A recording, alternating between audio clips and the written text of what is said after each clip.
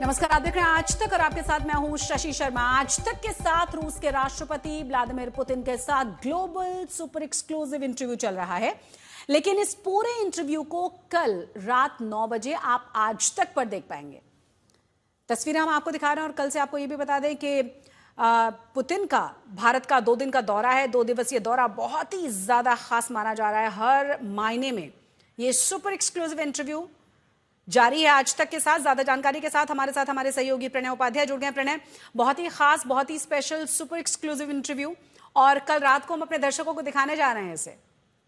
बिल्कुल, निश्चित रूप से इस इंटरव्यू के ऊपर केवल भारत की ही नहीं शशि, बल्कि पूरी दुनिया की नजरें लगी होंगी, क्योंकि यह पहला इंटरव्यू है जो रूस के राष्ट्रपति व्लादिमीर पुतिन दे रहे हैं स्टीव विटकॉफ और जेरार्ड कुशनर के साथ उनकी मुलाकात के बाद। साथ ही ये भारत के किसी भी नेटवर्क को, किसी भी टीवी स्टेशन को, टीवी नेटवर्क को बीते करीब 2 दशकों से ज्यादा के वक्त में दिया गया उनका ये पहला इंटरव्यू है। इस लिहाज से भी ये महत्वपूर्ण है, भारत और रूस के रिश्तों के लिहाज से ये महत्वपूर्ण है, क्योंकि रूसी राष्ट्रपति क्या सोचते हैं। खासतौर पर वो ऐसे समय में भारत आ रहे हैं जब रूस और यूक्रेन की जंग को खत्म करवाने के लिए तमाम कोशिशें और कवायदें चल रही हैं। साथ ही रूसी राष्ट्रपति भारत के प्रधानमंत्री के साथ मुलाकात के अंदर भारत और रूस के संबंधों को किन नए आयामों पर ले जाना चाहते हैं, किन नए क्षेत्रों के अंदर भारत और रूस मिलकर अपनी साझेदारी को बढ़ाना चाहते हैं, उन तमाम मुद्दों के ऊपर हमारी जो दोनों सहयोगी वहां पर सवाल पूछने के लिए बैठी हुई हैं। ये जो आप कक्ष देख रही हैं जहां पर रूसी राष्ट्रपति व्लादिमीर पुतिन और हमारी दोनों सहयोगी अंजना ओम कश्यप और गीता मोहन बैठ के सवाल कर रहे हैं, जवाब कर रहे हैं। ये जो चर्चा है ये उस कैथरीन हॉल में हो रही है, उस क्रेमलिन के कैथरीन हॉल के अंदर, जहां पर रूसी राष्ट्रपति व्लादिमीर पुतिन अपनी राष्ट्रीय सुरक्षा परिषद की बैठक करते हैं, अपनी कैबिनेट की मीटिंग करते हैं। तो आप अंदाजा लगा सकते हैं कि क्रेमलिन का वो हिस्सा जहां पर किसी को आमतौर पर एक्सेस नहीं होती है, लोग पहुंच नहीं पाते हैं, वहां पर ये इंटरव्यू इस समय हो रहा है। दुनिया के लिहाज से ये महत्वपूर्ण इंटरव्यू है, क्योंकि पिछले कई महीनों के अंदर ये पहला इंटरव्यू है राष्ट्रपति पुतिन का। साथ ही भारत के लिहाज से ये महत्वपूर्ण है, दुनिया के लिहाज से इसलिए महत्वपूर्ण है शशि, क्योंकि ये पता चल पाएगा कि कल जो बातचीत हुई, यानी स्टीव विटकॉफ और जेरार्ड कुशनर के साथ उस रूस यूक्रेन युद्ध के शांति समझौते को लेकर जो अमेरिका की तरफ से भेजा गया है, आखिर क्या बात हुई, राष्ट्रपति पुतिन क्या सोचते हैं, ये यूक्रेन की जंग आखिर कैसे बंद हो पाएगी और क्या शर्तें रूस की तरफ से रखी जा रही हैं, किन स्थितियों के अंदर वो समझौते पर दस्तखत करने के लिए तैयार होंगे। वो तमाम चीजें जो हैं वो इन सवाल जवाब के अंदर निकलने वाली हैं। इस इंटरव्यू के ऊपर पूरी दुनिया की नजरें लगी होंगी कि आखिर रूसी राष्ट्रपति व्लादिमीर पुतिन क्या कहते हैं, क्योंकि इसको लेकर जो हलचल है उसका अंदाजा आप इसी बात से लगा सकते हैं कि भारत में मौजूद 3 यूरोपीय देशों के राजनयिकों, राजदूतों की तरफ से एक जॉइंट ओपेड लिखा गया था, संपादकीय लिखा गया था। वहीं उसके जवाब में रूस के जो राजदूत हैं उनकी तरफ से भी एक संपादकीय लिखा गया है। तो आप उसकी हलचल का अंदाजा लगा सकती हैं कि राष्ट्रपति पुतिन का ये भारत दौरा और ये इंटरव्यू कितना महत्वपूर्ण है। बिल्कुल, 78 साल पुरानी दोस्ती और ये जो आपने तमाम संदर्भ जोड़े ना, ये वाकई में बहुत ज्यादा खास हो जाता है, क्योंकि इससे पहले बहुत साफ शब्दों में पुतिन की तरफ से कहा गया था यूरोप को लेकर के वो हमला पहले नहीं करेंगे, वो लिखकर देने के लिए तैयार थे। और जो कल मुलाकात हुई विटकॉफ के साथ, जिस तरह से बहुत आक्रामकता के साथ उन्होंने कहा है कि अगर जो तमाम खबरें छन-छन कर आई हैं कि अगर इस तरह की कोई भी गतिविधि यूरोप की तरफ से की जाती है तो बातचीत करने के लिए भी कोई बचेगा नहीं, यानी साफ साफ संकेत थे। उधर अगर वर्ल्ड ऑर्डर के संदर्भ में अगर देखा जाए तो भारत पर टैरिफ, लगातार अमेरिका का प्रेशर और ऐसे समय में रूस के साथ संबंधों को लेकर ढेर सारे सवाल और बेसब्री के साथ उन सवालों के जवाब का इंतजार। बिल्कुल, और आप ये जो हॉल देख रही हैं कैथरीन हॉल, और ये जो मूर्ति आपको नजर आ रही है ये मदरलैंड की मूर्ति है। देखिए, हर चीज के बड़े मायने होते हैं,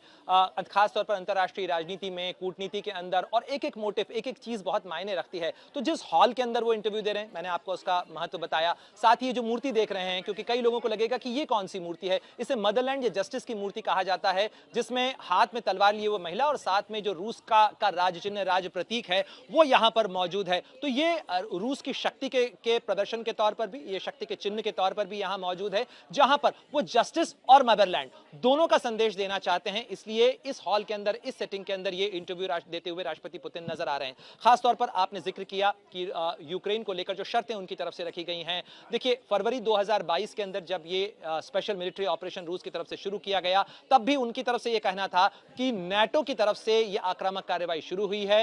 यूक्रेन के अंदर यदि नाटो की फोर्सेस आती हैं, यूक्रेन यदि नाटो ज्वाइन करता है, तो ये एक रेड लाइन है जिसे यदि लांघा गया तो फिर उसके बाद रूस के पास कोई चारा नहीं बचेगा। आज भी रूस की तरफ से यह कहा जा रहा है कि वो लड़ाई खत्म करने के लिए तैयार हैं, इसे बंद करने के लिए तैयार हैं, लेकिन वो सिक्योरिटी गारंटी नाटो की तरफ से दी जानी चाहिए। यह सुनिश्चित किया जाना चाहिए कि नाटो ईस्टवर्ड यानी पूर्व की तरफ, रूस की तरफ नहीं बढ़ेगा। इसके साथ साथ यह सुनिश्चित होना चाहिए कि जो यूरोप की फोर्सेस हैं वो यूक्रेन के अंदर तैनात नहीं होंगी। अगर रूस की सरहद के ऊपर हथियारों की तैनाती बढ़ेगी तो फिर रूस का जवाब भी हथियारों के जरिए ही होगा। तो ये जो बड़ा संदेश रूस के राष्ट्रपति व्लादिमीर पुतिन की तरफ से कुछ दिनों पहले दिया गया था, आई एम श्योर कि आज जब सवाल जवाब होंगे तो उसके अंदर इस पर और क्लैरिटी सुनने को मिलेगी राष्ट्रपति पुतिन से। खुद उनसे यह जानने को मिलेगा कि वो भारत के बारे में क्या सोचते हैं, वो भारत और रूस के संबंधों को कहां ले जाना चाहते हैं। खासतौर पर भारत की आपने 78 साल की दोस्ती का जिक्र किया शशि, तो इस टाइम टेस्टेड फ्रेंडशिप जिसे भारत के अंदर लोग कहते हैं कि समय की कसौटी पर खरी उतरने वाली दोस्ती, उसको लेकर क्या राष्ट्रपति पुतिन का नजरिया है, प्रधानमंत्री मोदी को लेकर वो क्या सोचते हैं। 11 साल से उनकी और प्रधानमंत्री मोदी की मुलाकातें होती रही हैं, बातचीत होती रही है। तो आपको याद होगा 6 सितंबर को तियानजिन के अंदर भी एक कार में बैठकर राष्ट्रपति पुतिन और प्रधानमंत्री मोदी की करीब 1-1.25 घंटे से ज्यादा की मुलाकात चली, बातचीत चली जी। और जानकारी ये आई कि प्रधानमंत्री नरेंद्र मोदी का व्लादिमीर पुतिन ने काफी देर तक इंतजार किया। एक और चीज जो मैं समझना चाहती हूँ प्रणय आपसे कि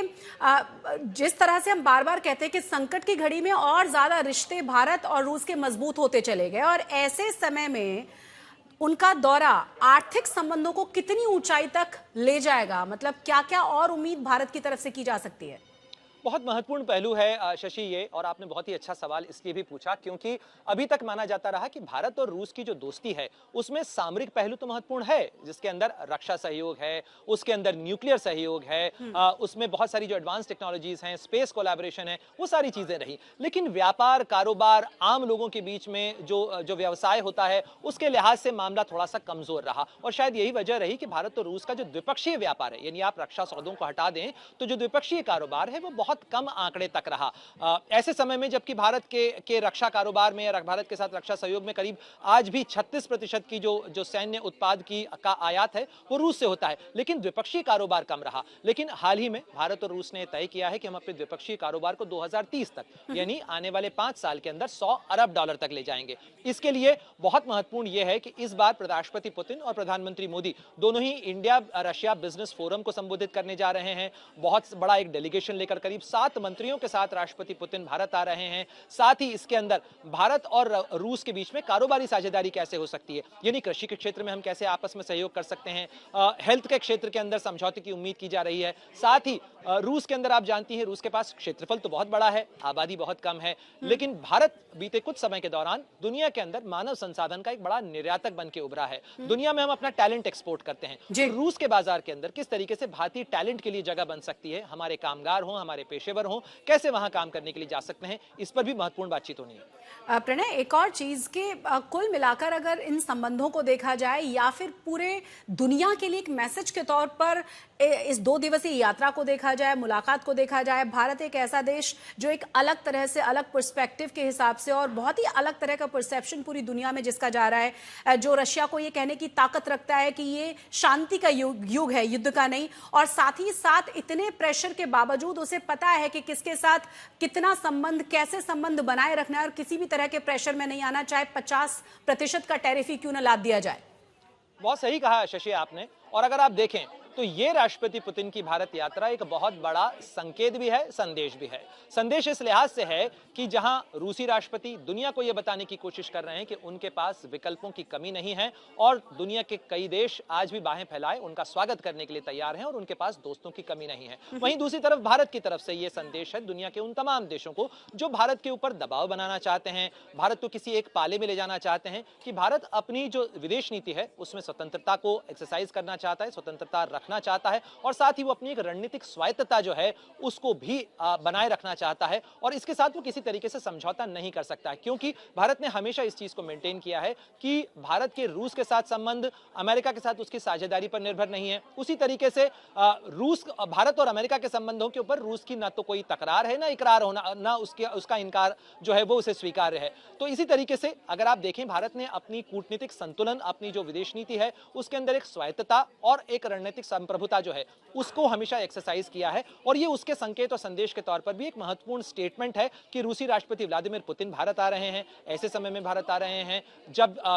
उनका ये दौरा 4 साल बाद हो रहा है। 6 दिसंबर 2021 को उनकी पिछली यात्रा हुई थी। रूस यूक्रेन युद्ध के दौरान ये उनकी पहली भारत यात्रा है, और ऐसे समय में हो रही है जब रूस और भारत के बीच में संबंधों को आगे बढ़ाने पर तो बात हो ही रही है, लेकिन रूस और यूक्रेन की जंग को बंद करवाने के लिए भी बात हो रही है। अपनी इस यात्रा के अंदर जब महात्मा गांधी की समाधि पर राजघाट पर जाकर वो पुष्पांजलि अर्पित करेंगे तो रूस की तरफ से शायद ये दिखाने की कोशिश भी होगी कि वो शांति के साथ है, वो अहिंसा के साथ है, लेकिन जो हिंसा की जा रही है, जो जिस तरीके से पश्चिम का रवैया है, उस रुख के खिलाफ भी वो एक स्टेटमेंट देने की कोशिश करते हुए नजर आना चाहेंगे। प्रणय, कुल मिलाकर कहा जा सकता है कि पूरी दुनिया की नजरें इस यात्रा पर, इस मुलाकात पर रहने वाली है, और रक्षा से लेकर अंतरिक्ष तक, व्यापार तक बहुत सारे ऐसे स्पेक्ट्रम्स हैं जिस पर बात होगी और जिनसे बहुत ज्यादा उम्मीदें की ही जा सकती हैं दोनों ही देशों की तरफ से। बिल्कुल, न केवल इस मुलाकात पर चर्चा पे नजरें होंगी, बल्कि इस इंटरव्यू पे भी बहुत नजरें होंगी। क्योंकि ये जो इंटरव्यू हो रहा है, इस इंटरव्यू में बहुत सारे सवालों के जवाब दुनिया को मिलेंगे, क्योंकि आज हमारी जो दोनों सहयोगी हैं, अंजना और गीता, जो वहां बैठकर सवाल कर रही हैं, वो तमाम सवाल वो सवाल होंगे जो न केवल भारतीयों के मन में है, बल्कि दुनिया के कई देशों के मन में, कई देशों के नागरिकों के मन में होंगे वो सवाल। चाहे वो रूस यूक्रेन की जंग का मामला हो, चाहे वो इंटरनेशनल ऑर्डर का मामला हो, ये बदलती हुई जियोपॉलिटिक्स का मामला हो, दुनिया के अलग अलग क्षेत्रों के अंदर, खासतौर पर दक्षिण एशिया के इलाके के अंदर राजनीति की जिस तरीके की करवट देखने को मिल रही है, चाहे वो पाकिस्तान हो, चाहे बांग्लादेश हो, चाहे अफगानिस्तान का मामला हो, क्योंकि वो अफगानिस्तान जहां से सोवियत संघ को अपनी फौजों को वापस लेना पड़ा था, उस अफगानिस्तान को हाल ही में रूस ने तालिबान की सरकार को मान्यता दी है, उनके साथ वो अपना व्यापार कारोबार आगे बढ़ाना चाह रहे हैं। आखिर ये बदलाव कैसे हुआ, किस तरीके से रूस इस क्षेत्र को देख रहा है। साथ ही एक और बड़ी महत्वपूर्ण बात यह है कि रूसी राष्ट्रपति व्लादिमीर पुतिन की इस यात्रा से ठीक पहले कल रूस की जो द्यूमा है, यानी उनका जो निचला सदन है, उनकी जो लोकसभा है, उसने एक महत्वपूर्ण समझौते पर को मंजूरी दी है, और वो है रिलोस का समझौता, यानी reciprocal exchange of logistic support. यानी अब रूसी जहाज, रूसी विमान भारत के हवाई अड्डों पर, भारत के वायुसेना और नौसेना के बेसिस पर आ सकेंगे, और उसी तरीके से भारतीय नौसेना के जो युद्धपोत हैं, भारतीय वायुसेना के जो विमान हैं, वो रूस के जो सैनिक बेसिस हैं, सैनिक ठिकाने हैं, वहां पर जा सकेंगे। इससे बड़ी महत्वपूर्ण चीज ये होगी कि जहां एक तरफ भारतीय नौसेना का दायरा बढ़ जाएगा, भारतीय नौसेना को रूस के सुदूर इलाकों तक पहुंच मिल जाएगी, उसके साथ साथ जो रूस की नौसेना है उसको हिंद महासागर के अंदर एंट्री मिल जाएगी, वो यहां पर ऑपरेट कर पाएगी। तो ये इंटरनेशनल जियोपॉलिटिक्स के हिसाब से बहुत महत्वपूर्ण चीज है जो हुई है पिछले 24 घंटों के अंदर, जिसके अंदर ये इंडिया टुडे, आज तक का, टीवी टुडे ग्रुप का इंटरव्यू भी शामिल है, जिसे आप बड़ी और महत्वपूर्ण घटना के तौर पर गिन सकती हैं। बहुत ही महत्वपूर्ण बात है और बहुत ही खूबसूरत तस्वीरें जो लगातार अपने दर्शकों को हम दिखा भी रहे हैं इस मुलाकात के दौरान, कि ये पूरा इंटरव्यू दिखाएंगे जिस पर पूरी दुनिया की नजरें हैं, जिन तमाम सवालों के जवाब सब समझना चाहते हैं, सुनना चाहते हैं, वो आज तक पर सुनने के लिए मिलेंगे प्रणय। लेकिन एक और चीज, हम रक्षा की बात कर रहे हैं, सहयोग की बात कर रहे हैं, हम डिफेंस सिस्टम की बात कर रहे हैं, सामरिक दृष्टि से किस तरीके से मजबूत होते चले जा रहे हैं, और किस तरह से मेड इन इंडिया जिस तरीके से लगातार बढ़ता जा रहा है, जिस तरीके से भारत वहां पर भी परचम लहरा रहा है, उस लिहाज से कितना महत्वपूर्ण, कितनी उम्मीदों के साथ इस मुलाकात को, इस विजिट को देखा जाए? देखिए, अगर आप भारत और रूस के संबंधों को देखें तो चाहे भारत का स्पेस प्रोग्राम हो, चाहे भारत का न्यूक्लियर प्रोग्राम हो, या भारत का जो रक्षा प्रणालियां हैं उनको उन्नत करने का मामला हो, ब्रह्मोस जैसे उदाहरण आपके पास हैं जिनकी ताकत ऑपरेशन सिंदूर के दौरान दुनिया ने देखी है, वो भारत और रूस के संयुक्त उत्पादन का ही नतीजा है। भारत और रूस ने मिलकर इसे तैयार किया है, और केवल ये भारत में ही इस्तेमाल नहीं हो रही है, बल्कि हाल में भारत ने इसे फिलीपींस को दिया है, इंडोनेशिया के साथ इसको लेकर बातचीत चल रही है, इंडोनेशिया भी इसमें दिलचस्पी दिखा रहा है कि वो भारत से ब्रह्मोस खरीदना चाहता है। तो ये भारत और रूस की दोस्ती की मिसाल है, क्योंकि कल जब ये सवाल पूछा गया था रूसी राष्ट्रपति व्लादिमीर पुतिन के जो मीडिया सलाहकार हैं दिमित्री पेस्कोव, तो उनका कहना था कि हम भारत के साथ में खरीद फरोख्त का रिश्ता नहीं रखते हैं, हम भारत को वो तकनीक देना चाहते हैं जिससे न केवल भारत मजबूत हो, लेकिन यदि भारत उसे किसी और देश को बेचना चाहता है, किसी और देश में निर्यात करना चाहता है, तो उसके लिए भी रूस को आपत्ति नहीं है, रूस उस चीज के लिए भी तैयार है। साथ ही यदि आप देखें, भारत की वायुसेना के बेड़े के अंदर MiG-21 हाल ही में फेज आउट हुआ, लेकिन लंबे समय तक उसने भारतीय वायुसेना को सेवा दी है। इसके अलावा भारतीय वायुसेना के पास में MiG-23 रहे हैं, भारतीय वायुसेना के पास में MiG-27, MiG-29, सुखोई 30 MKI, और अब रूस की तरफ से प्रस्ताव दिया गया है कि वो Su-57 यानी सुखोई 57 जो लड़ाकू विमान है, जो कि सबसे उन्नत लड़ाकू विमानों में गिना जा रहा है इस समय दुनिया के, वो भारत को देने को तैयार है, भारत में ही बनाने को तैयार है। इसके अलावा S-400 मिसाइल तो वो भारत को पहले ही दे चुके हैं, उसकी अतिरिक्त बैटरीज देने को तैयार हैं। साथ ही रूस की तरफ से पेशकश की गई है शशि कि वो यानी S-500 मिसाइल जो कि रूस के अंदर कई जगह पर लगाई गई है, अभी केवल रूस के ही पास है। रूस अपनी वो मिसाइल जो केवल वो अपनी रक्षा के लिए इस्तेमाल करता है, वो भी भारत के साथ साझा करने के लिए तैयार है। तो ये तमाम पहलू हैं जिनके ऊपर बातचीत आगे बढ़ सकती है प्रधानमंत्री मोदी और राष्ट्रपति पुतिन की इस बातचीत के अंदर। साथ ही जो परमाणु क्षेत्र है उसके लिहाज से भी एक बड़ा महत्वपूर्ण डेवलपमेंट ये हुआ है कि हाल ही में आपने सुना कि प्रधानमंत्री मोदी की तरफ से यह ऐलान किया गया कि भारत अपना जो परमाणु क्षेत्र है, नाभिकीय क्षेत्र है, उसको प्राइवेट सेक्टर के लिए ओपन करने की तैयारी कर रहा है। इस सिलसिले में रूस की तरफ से प्रस्ताव दिया गया है कि हम स्मॉल और मॉड्यूलर रिएक्टर जो होते हैं, यानी छोटे मॉड्यूलर रिएक्टर की तकनीक भारत के साथ साझा करने को तैयार हैं। ये बहुत गेम चेंजर चीज है, क्योंकि न्यूक्लियर रिएक्टर आप जानती हैं बहुत जटिल प्रक्रिया होती है, बहुत सारी उसके अंदर बहुत पेचीदगियां होती हैं, उसके सुरक्षा जो नियम है वो बहुत सख्त होते हैं। लेकिन स्मॉल रिएक्टर किस तरीके से तैयार की जा सकते हैं, ये तकनीक रूस के पास है और रूस का कहना है कि वो भारत के साथ साझा करने के लिए तैयार है। प्रणय, एक और चीज साउथ ग्लोबल में जिसका हम जिक्र कर रहे हैं बार बार कि भारत और रूस बहुत परस्पर सहयोग बढ़ा रहे हैं, और जिस तरीके से रूस वहां पर अपनी उपस्थिति दर्ज करा रहा है और विश्व पटल पर जिस तरीके से भारत की तरफ से आवाजें उठाई जा रही हैं, या फिर जिस तरह से डिसीजंस पिछले कुछ समय से भारत की तरफ से विदेश नीति में लिए जा रहे हैं, अगर हम अमेरिका के परिप्रेक्ष्य में से देखें, उस पर्सपेक्टिव से देखें जिसमें 50% टैरिफ थोपा गया, और बार बार हमने देखा कि ऑन एंड ऑफ बहुत अलग अलग तरीके के स्टेटमेंट्स रहे हैं डोनाल्ड ट्रंप के, उस लिहाज से इस मीटिंग को, इस यात्रा को किस तरह से देखा जाए? बहुत उत्सुकता से देखा जा रहा होगा निश्चित रूप से। न केवल ये यात्रा की तस्वीरें, बल्कि इंडिया टुडे आज तक का ये जब इंटरव्यू एयर होगा तो भी अमेरिका के अंदर इस इंटरव्यू को काफी उत्सुकता के साथ में और काफी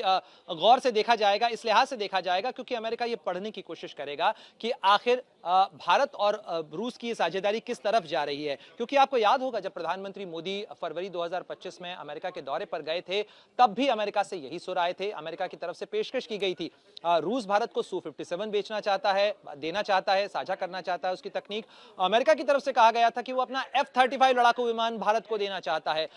साथ ही रूस के साथ भारत की जो तेल खरीद है उसको लेकर अमेरिकी राष्ट्रपति डोनाल्ड ट्रंप की तरफ से बहुत सारी बातें कही गई। कहा गया, भारत पर आरोप यहां तक लगाए गए कि भारत के पैसे से रूसी राष्ट्रपति व्लादिमीर पुतिन की वॉर मशीन चल रही है, भारत रूस से तेल खरीद रहा है, इसलिए भारत पर अतिरिक्त 25% का टैरिफ लगाया गया। इसलिए निश्चित रूप से अमेरिका बहुत गौर से इस इंटरव्यू को भी देखेगा और इन तस्वीरों को भी देखेगा जो भारत से राष्ट्रपति पुतिन की यात्रा के दौरान आएंगी। लेकिन जैसा हमने बात की, विदेश नीति की स्वायत्तता और स्वतंत्रता का मुद्दा तो खैर है ही सही, लेकिन उसके साथ साथ यहां पर यह भी है कि अमेरिका के साथ भी भारत की साझेदारी है। भारत अपने रणनीतिक रिश्तों को अमेरिका के साथ भी बढ़ाना चाहता है। जहां तक व्यापार कारोबार का सवाल है, निश्चित रूप से इस समय भारत के सामने एक चुनौती है, क्योंकि भारत का निर्यात प्रभावित हुआ है अमेरिका की तरफ से लगाए गए इन टैरिफ्स के कारण। उसके बदले में रूस की तरफ से यह प्रस्ताव दिया जा रहा है कि भारत के कृषि उत्पादों को, भारत के जो मरीन उत्पाद हैं जैसे श्रिम्प हैं या और जो उत्पाद हैं, उनको वो अपने बाजार के अंदर लेने के लिए तैयार हैं। भारत के साथ वो जो साझेदारी है वो बढ़ाने के लिए तैयार हैं। साथ ही कल रूस की तरफ से कहा गया कि जहां एक तरफ अमेरिका से भारतीय कामगार और पेशेवरों के H-1B वीजा और उनके कामकाज को लेकर कुछ संशय के सवाल हैं, वहीं रूस अपने दरवाजे खोल रहा है। वो चाहता है कि भारतीय पेशेवर, भारतीय टैलेंट, भारतीय कामगार रूस में आए, काम करें, रोजगार के अवसर बढ़ाएं वहां पर, क्योंकि आप जानती हैं रूस के पास में आबादी कम है, क्षेत्रफल ज्यादा है, और इसलिए रूस चाहता है कि भारत के जो कामगार हैं, भारत के जो पेशेवर हैं, वो रूस में आए। और जो ये समय है जिस ग्लोबल प्रेशर की हम लगातार बात करते रहे, हालांकि अगर कहा तो ये भी जाता है कि अगर आप हिस्ट्री में जाएंगे तो हमेशा एक ग्लोबल प्रेशर कितना भी रहा हो, भारत और रूस के जो संबंध रहे हैं वो बहुत ज़्यादा बेहतरीन रहे हैं और बहुत ही दोस्ती भरे रहे हैं। ऐसे समय में जो अभी हम देख रहे हैं, जिस तरह की खींचतान, जिस तरह का एक नया वर्ल्ड ऑर्डर, जिस तरह का नया प्रेशर है, उस लिहाज से भी कुल मिलाकर सबकी निगाहें इस इंटरव्यू पर इसलिए भी रहेंगी कि वो तमाम सवाल भारत के पर्सपेक्टिव से पूछे जाएंगे आज तक की तरफ से, और उन तमाम सवालों के जवाब पुतिन की तरफ से दिए जाएंगे। बिल्कुल, बहुत सारे सवाल हैं, चाहे वो रूस यूक्रेन की जंग का मामला हो, जिसको लेकर बहुत सारे भारतीयों में भी इस चीज़ को लेकर उत्सुकता थी कि आखिर रूस क्या करने जा रहा है। रूस को लेकर भारत के अंदर एक सॉफ्ट कॉर्नर भी है इस चीज़ को लेकर, क्योंकि रूस भारत का टाइम टेस्टेड फ्रेंड रहा है। हमारे यहाँ पे कहा जाता है कि रूस और भारत की दोस्ती समय की कसौटी पर हमेशा खरी उतरी है, और इस लिहाज से भी कहा जाता है कि 1971 का युद्ध हो या ऑपरेशन सिंदूर हो, रूस से मिला सहयोग, रूस से मिली तकनीक ने भारत के हाथों को हमेशा मजबूत किया है, और इसलिए भी भारत के लोगों का यह भरोसा है कि रूस भारत के साथ में धोखा नहीं देगा, भारत को भारत का इस्तेमाल नहीं करेगा, बल्कि बल्कि एक अच्छे दोस्त की तरह भारत के साथ खड़ा नजर आएगा। ट्रैवलर निकितिन के वृत्तांत से लेकर राष्ट्रपति पुतिन की यात्रा तक आपको भारत और रूस के बीच में जो बॉन्ड है वो देखने को मिलता है। अगर आप रूसी भाषा को देखें तो रूसी भाषा के अंदर भारत में अग्नि कहा जाता है, रूस में अगोन कहा जाता है, भारत में जो है माँ कहा जाता है या माता कहा जाता है, रूस में जो है मार्सिल कहा जाता है माँ को। तो बहुत सारे शब्दों के अंदर भी समानता है। तो भारत के लोग जब रूस जाते हैं या रूस के लोग जब भारत आते हैं तो एक परस्पर बॉन्ड जो है वो देखने को मिलता है भारत और रूस के लोगों के अंदर। और समय की कसौटी पर हमने हर बार देखा है कि एक मददगार, एक दोस्त के देश के तौर पर रूस ने भारत की मदद की है, चाहे वो अंतर्राष्ट्रीय मंच हो, चाहे वो यूएन का मंच हो, या फिर वो सामरिक चुनौतियां रही हो। तो इस लिहाज से भी बहुत महत्वपूर्ण होगा। भारत के लोगों के मन में जो सवाल हैं इन चीजों को लेकर कि भारत और रूस की दोस्ती में अब नया क्या होने वाला है, क्या बड़ा होने वाला है। भारत इस समय जब इस थोड़ी सी कठिनाई के दौर से गुजर रहा है, जहां पर आर्थिक रफ्तार बढ़ाने के साथ साथ आबादी के लिए रोजगार के अवसर जुटाने की जो तमाम कोशिशें और कवायदें चल रही हैं, उसमें नया क्या हो सकता है, किस तरीके से आगे बढ़ा जा सकता है। इसके अलावा आर्टिफिशियल इंटेलिजेंस टेक्नोलॉजी के अंदर रूस भारत के हाथ कैसे मजबूत कर सकता है, साथ ही भारत से रूस क्या ले सकता है, उस लिहाज से भी बहुत महत्वपूर्ण है, क्योंकि ऐसी बहुत सारी चीजें हैं जो भारत भी रूस को दे सकता है। एक और चीज जिसका पहले जिक्र कर चुके हैं, ड्यूमा की तरफ से जिस तरह से डिफेंस डील को इस मुलाकात से पहले, इस दौरे से पहले कुछ घंटे पहले मंजूरी दी गई है, उस लिहाज से कितना इसे महत्वपूर्ण माना जाए और कितनी बड़ी उपलब्धि है ये? देखिए, ये इस तरीके के समझौते भारत ने अमेरिका के साथ किए हैं, फ्रांस के साथ किए हैं, ब्रिटेन के साथ किए हैं, सिंगापुर के साथ किए हैं, कई और देशों के साथ हैं। लेकिन इतने पुराने सामरिक सहयोगी होने के बावजूद भारत और रूस के बीच में अभी तक लॉजिस्टिक सपोर्ट एग्रीमेंट टाइप का कोई एग्रीमेंट नहीं था। ये पहला मौका है। फरवरी के अंदर इसकी भूमिका तैयार हुई थी, फरवरी 2025 में, और अब ये जो समझौता है इसके ऊपर ड्यूमा की मोहर लग चुकी है। भारत में भी इसके ऊपर जल्दी ही समझौता हो जाने के बाद में ये भारतीय नौसेना के लिए और भारतीय वायुसेना के लिए तो गेम चेंजर होगा ही सही, जो इंडो पैसिफिक, हिंद प्रशांत की जो राजनीति है उसके लिहाज से भी गेम चेंजर होगा।